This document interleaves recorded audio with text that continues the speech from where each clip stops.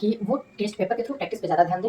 पढ़ने वाली चीज़ें करें, लेकिन पढ़ने वाली चीज़ें आप पढ़िए, टाइम है क्या करेंगे, पढ़ेंगे ही, खूब पढ़िए, लेकिन खूब टेस्ट करिए, मतलब टेस्ट वगैरह मिस मत करिए। ऐसा ना हो कि आपको ये ना लगे कि यार अभी तो मेरी प्रिपरेशन हुई ही नहीं है, तो मैं क्या ही टेस्ट लूँ, तो टेस्ट छोड़ देता हूँ, तो ये काम सो नहीं हेलो करना। Everyone, my self Aman Singh, first of MBBS student at KGMU Lucknow.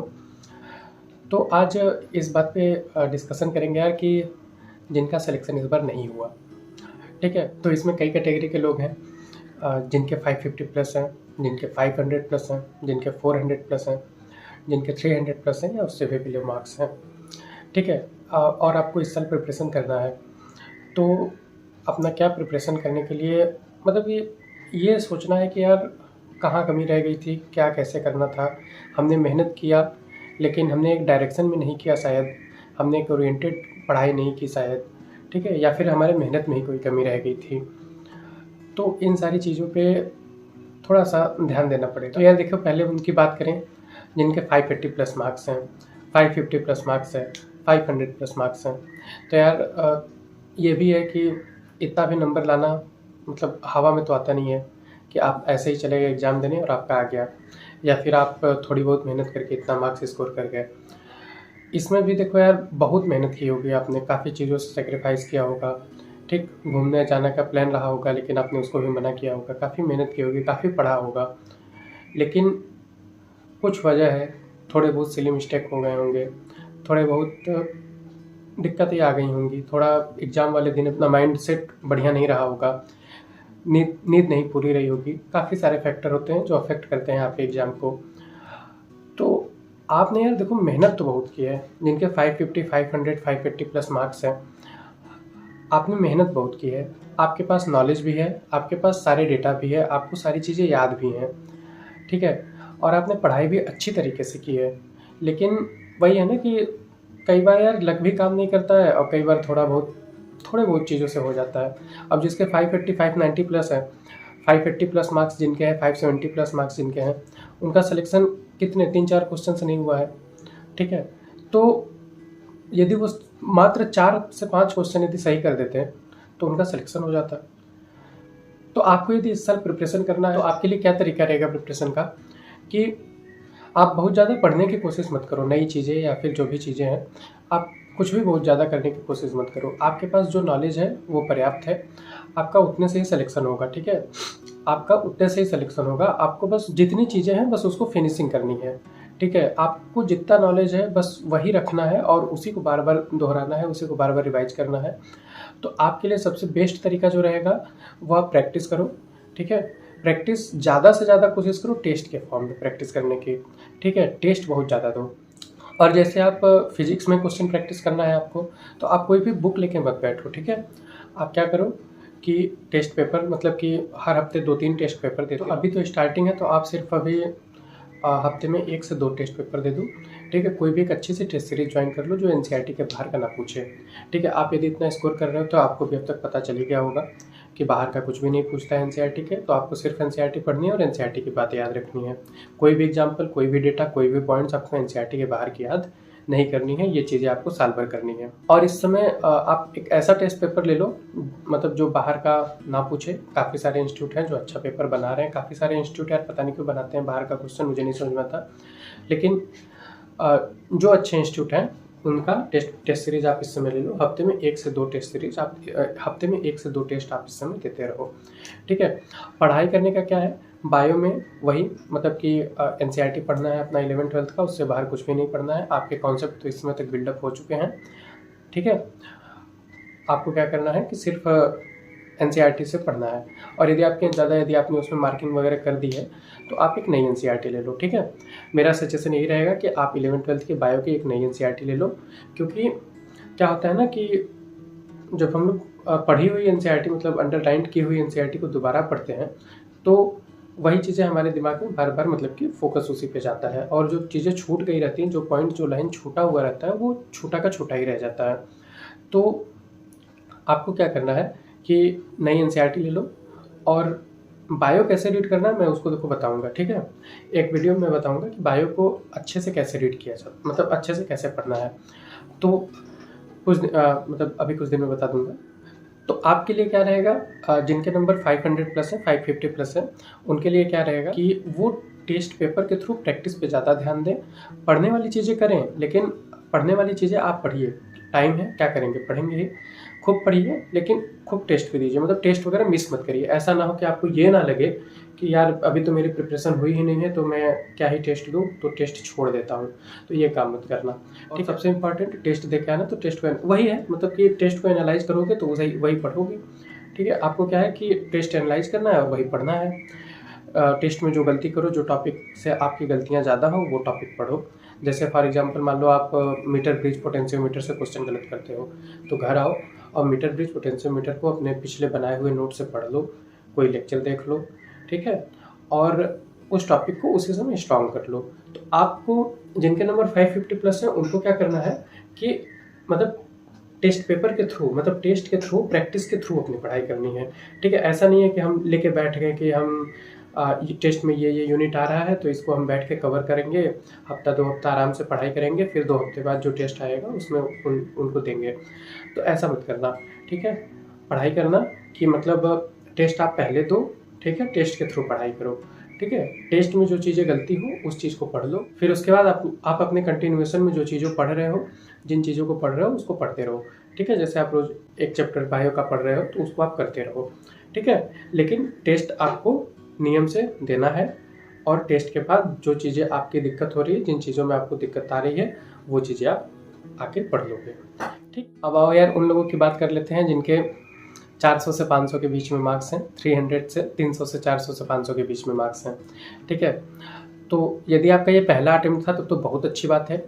ठीक है, यदि आपने पहली बार में ही इतना ज़्यादा स्कोर कर लिया है तो आपको बहुत ज़्यादा मतलब स्ट्रेस और फ्रस्ट्रेशन, टेंशन लेने की ज़रूरत नहीं है। आपको ये माइंडसेट रखना है कि यार मैंने पहली बार में ही इतना किया है, तो मैं प्रिपरेशन करूँगा तो मैं तो कर ले जाऊँगा। ठीक है, तो यदि आपके पहले बार में 300 रहो और फ्री माइंड से एकदम तैयारी करो। एक पॉजिटिव थिंकिंग रखो अपने दिमाग में कि मैंने इतना किया है तो मैं आगे भी कर ले जाऊँगा, काफ़ी अच्छा करूँगा। ठीक है, तो ये सोच के आगे बढ़ो, कभी भी नेगेटिव मत होना और डिप्रेस मत होना। ठीक है, और यदि आपका मान लीजिए ड्रॉप आपने लिया था, 1-2-3 ड्रॉप लिया था और आपके 300 से 400 से 500 के बीच में मार्क्स बन रहे हैं, तो आपको भी बहुत ज़्यादा घबराने की ज़रूरत नहीं है। यदि आपने ड्रॉप लिया है तो आप उस चीज़ को एनालाइज करो कि आप गलती कहाँ की है। ठीक है, क्या आपकी पढ़ाई में कमी थी, क्या आपकी प्रैक्टिस में कमी थी, क्या आपने पर्याप्त टेस्ट पेपर नहीं दिया था।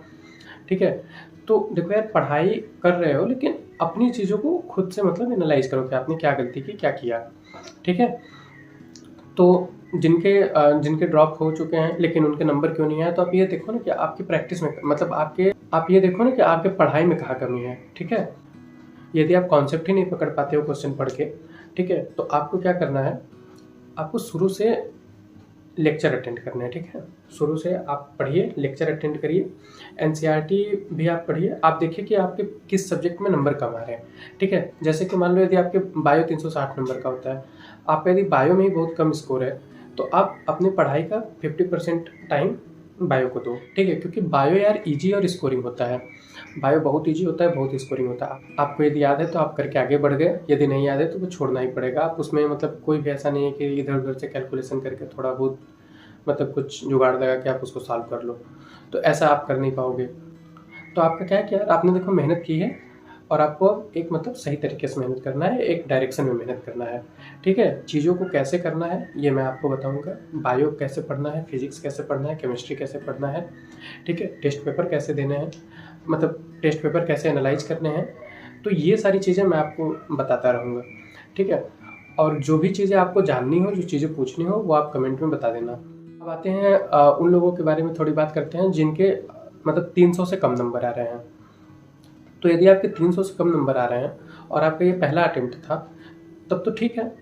ठीक है, आपका तब भी है कि यदि आपने बहुत ज़्यादा मतलब सीरियसनेस से पढ़ाई नहीं की थी, आपका ये पहला अटेम्प्ट था, तो आपने ऐसे दे दिया टेस्ट, तो आपके इतने नंबर आ रहे हैं, तो इसको आराम से बढ़ाया जा सकता है। ठीक है, आराम से बढ़ाया जा सकता है, मतलब कि फालतू की चीज़ें नहीं पढ़नी है। देखो, मैं हमेशा बार बार एक ही चीज़ कहता हूँ कि कभी भी फालतू की चीज़ें मत पढ़ो। फालतू की चीज़ें क्या होती है, एवरीथिंग आउट ऑफ एनसीईआरटी वो फालतू की ही चीज़ें हैं। ठीक है, वो किसी काम की चीज़ें नहीं हैं। तो आपके यदि कम नंबर भी आ रहे हैं, आपका यदि मान लीजिए 1-2 अटेम्प्ट हो चुका है, फिर भी आपके 300 से कम नंबर आ रहे हैं, तब आप देखो यार आपके पढ़ाई में कमी है।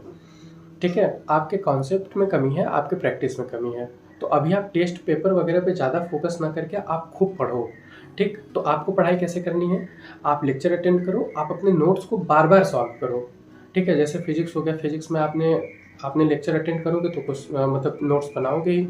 नोट्स में आप लिखोगे क्या, क्वेश्चन लिखोगे, फिर टीचर का दिया हुआ सॉल्यूशन लिखोगे। तो आप उसी नोट्स को बार बार पढ़ो, बार बार समझो कॉन्सेप्ट को, और उसके कॉन्सेप्ट के बाद जो आपको क्वेश्चन करवाए गए हैं उनको बार बार आप रिवाइज करो, ठीक। अपने ही नोट्स को आप कई बार करो, आपको नया मटेरियल पकड़ने की ज़रूरत नहीं है। आप थोड़ा ही पढ़ो, बार बार पढ़ो, ताकि आपका कॉन्सेप्ट बिल्डअप हो। और आप बायो एनसीईआरटी खूब पढ़ो, ठीक है। महीने में एक बार 11-12 का बायो पढ़ डालो, ठीक है। पढ़ोगे कैसे, मतलब कि चार्ट बना के पढ़ो, समराइज करके पढ़ो, चीज़ों को लेक्चर से पढ़ो, टीचर से पढ़ो, जहाँ पे आपको कॉन्सेप्चुअली दिक्कत है वो पढ़ते जाओ। और मैं भी अपने चैनल पे देखो यार छोटी छोटी चीज़ें समराइज करके बताता हूँ, ठीक है। हो सकता है मुझे टाइम मिले तो मैं अभी पूरा का पूरा चैप्टर करा दूंगा बायो में और केमिस्ट्री में, लेकिन देखो मैं समराइज करके चीज़ों को बताता हूँ, मतलब जो मैं चीज़ें बताता हूँ तो उस पर क्या है कि उसको आप पढ़ो, ठीक है। फिर उसी तरीके से आप ये भी सीखने की कोशिश करो कि चीज़ों को कैसे कैसे समराइज किया जा सकता है, मतलब चीज़ों को कैसे कंपाइल किया जा सकता है एक ही जगह पे करके। चीज़ें जब एक जगह रहती है ना तो याद करने में आसानी होती है, तो आप उस चीज़ को वैसे करो, ठीक है। मैं भी काफ़ी चीज़ें कराऊँगा, तो आप चैनल से कनेक्टेड रहना, ठीक है। तो ये हो गई बातें। और फाइनली यही है कि देखो यार, जिसके जितने भी नंबर हो, किसी के ज़्यादा हैं, किसी के कम है, किसी के बहुत कम है, तो किसी को टेंशन लेने की ज़रूरत नहीं है। और क्योंकि मेहनत करोगे तो आप चाहे जहाँ भी रहो आप सेलेक्ट हो जाओगे, ठीक है। देखो यार, मैं ये नहीं कह रहा हूँ कि नीट निकालना बहुत टफ है, लेकिन मैं ये भी नहीं कह रहा हूँ कि बहुत आसान है, ठीक है। तो टफ क्यों नहीं है, क्योंकि लिमिटेड चीज़ें पढ़नी है ना यार। आपको एनसीईआरटी पढ़ना है, और जितना भी पढ़ना है अच्छे से पढ़ना है, अपने कॉन्सेप्ट को अच्छे से बनाने हैं, आपको प्रैक्टिस भी अच्छी करनी है, आपको टेस्ट भी सफिशिएंट अमाउंट में देने हैं। तो सारी यही इतना करना है, तो बिल्कुल टफ नहीं है, ठीक है। और मैंने किया है तो मुझे तो टफ नहीं लगता। तो ये चीज़ें, लेकिन आसान भी नहीं है, ठीक। आसान भी इसलिए नहीं है कि यदि आप पढ़ोगे नहीं, यदि आप चीज़ों को करोगे नहीं, तो इतने लोग हैं तो आसान भी नहीं है। तो आपको पढ़ना है, खूब पढ़ना है। मतलब देखो, यदि आप एक मतलब टाइम दे के अच्छे से पढ़ोगे, 8 घंटा, 9 घंटा, 7 घंटा, 10 घंटा डेली कंटिन्यूटी अपनी बनाए रखोगे, 10 घंटा 12 घंटा डेली पढ़ोगे, तो यार आपको दिक्कत नहीं होगी, तो आपके लिए वो आसान हो जाएगी, ठीक है। लेकिन यदि आप नहीं करोगे और आप यदि सोचोगे कि हाँ ठीक है, सोचने से ही हो जाएगा, ऐसे करने से ये करेंगे वो करेंगे, बस प्लानिंग करेंगे, तब नहीं होगा, ठीक। वही चीज़ें हैं, ठीक है ना। तो आसान भी नहीं है लेकिन टफ भी नहीं है ना। और यदि 2024 के एग्ज़ाम के देखें तो अभी मतलब कि 1 साल के आसपास पूरा बचा हुआ है, तो आपके पास बहुत टाइम है, लेकिन आपके पास बहुत टाइम है भी नहीं। यदि आप चाहे जितने भी नंबर स्कोर कर रहे हो, ठीक है, तो आप यदि एकदम मतलब कुछ नहीं आता आपको ना, आप यदि 0 पे हो ना, तब भी आपके लिए बहुत टाइम है, ठीक है। लेकिन आपको उसके लिए डेली उतना पढ़ना पड़ेगा, ठीक, तभी आपके पास बहुत टाइम है। और यदि आप नहीं पढ़ते हो तो देखो यार, आपके पास टाइम है भी नहीं, ठीक है। बहुत बड़ा सिलेबस भी है और बहुत छोटा भी सिलेबस है, ठीक है। यदि आप कर रहे हो तो कवर कर ले जाओगे, मेहनत करोगे, कंसिस्टेंसी बनाए रखोगे, लगातार पढ़ोगे तो आप कर ले जाओगे, तो आपके पास टाइम है करने भर का। लेकिन यदि आप नहीं, मतलब कि ठीक है, आज पढ़ा, कल पढ़ा, फिर 4 दिन नहीं पढ़ा, ऐसे करोगे तो आपके पास देखो बिल्कुल टाइम नहीं है। तो सारी चीज़ें हैं, दोनों फैक्टर हमेशा अप्लाई है, ठीक है। आपके पास बहुत टाइम है, आपके पास बहुत टाइम भी नहीं है। आपके लिए नीट आसान भी है, आपके लिए नीट बहुत टफ भी है, ठीक है। तो यदि आप डायरेक्शन में चल रहे हो, यदि आप चीज़ों को फॉलो कर रहे हो, अपनी मेहनत को बनाए हो, तो देखो आसान है, ठीक। और जितना हो सकेगा मुझसे, मैं आसान करने के लिए हूँ ही। मेरी भी कहानी है, 12th के बाद काफ़ी अच्छे मार्क्स आए नहीं थे, ठीक है। तो लेकिन नंबर बढ़ जाते हैं, यदि आप कंसिस्टेंटली मेहनत करते रहोगे तो आपके नंबर बढ़ जाएंगे, ठीक है। और चीज़ों को कैसे करना है वो तो मैं बताऊंगा ही। और चीज़ों को पढ़ना कैसे है, टेस्ट कैसे एनालाइज करना है, टेस्ट कैसे कितना देना है, कब किसको कितना देना है, वो सबके लिए अलग अलग है। यदि आपका ज़्यादा नंबर है, 550 प्लस नंबर है, तो उनके लिए अलग कहानी है। यदि आपका 300 से 500 के बीच में नंबर है तो उनके लिए अलग कहानी है। यदि आपका 300 से नीचे कम 300 से कम नंबर है तो उसके लिए अलग कहानी है, ठीक है। तो आप जिस भी कैटेगरी में हो उस चीज़ को ध्यान से सुनो। देखो, तीनों कैटेगरी के लोग अपना मतलब कि देखो, तीनों कैटेगरी के लोग एग्ज़ाम आराम से क्लियर कर सकते हो, ठीक है, एकदम आराम से क्लियर कर सकते हो। किसी को मतलब ऐसा फ्रस्ट्रेट होने की ज़रूरत नहीं है कि मेरे तो कम नंबर है, उसके तो ज़्यादा नंबर है, तो वो कर लेगा, मैं नहीं कर पाऊँगा। कई बार ऐसा होता है कि जिनके ज़्यादा नंबर रहते हैं वो लोग पढ़ते ही नहीं हैं, पढ़ाई छोड़ देते हैं, तो उनके नहीं होते सिलेक्शन, लेकिन जो पीछे रहते हैं वो ले लेते हैं सिलेक्शन, ठीक है।